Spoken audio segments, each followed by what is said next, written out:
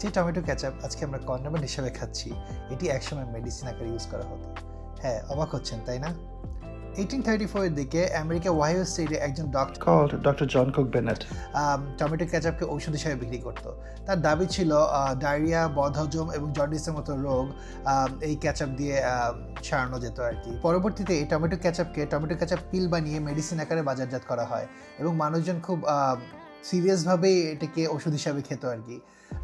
But অনেকদিন পরে যখন গবেষণা করে দেখা যায় আলটিমেটলি ওষুধি কোনো গুণ এখানে পাওয়া যায় না। তা আস্তে আস্তে এর মেডিসিন যে ভাবটা ছিল এটা হারাতে থাকে মার্কেট থেকে এবং আলটিমেটলি এটা মানুষের টেবিলে কন্ডোমেন্ট হিসেবেই শোভা পায়।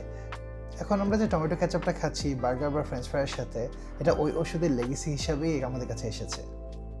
নেক্সট টাইমে বার্গার বা ফ্রাইজের সাথে কেচাপ খাওয়ার সময় মনে রাখবেন, এক সময় প্রেসক্রিপশন ওষুধই খাচ্ছেন আপনি বার্গার বা ফ্রাইজের সাথে।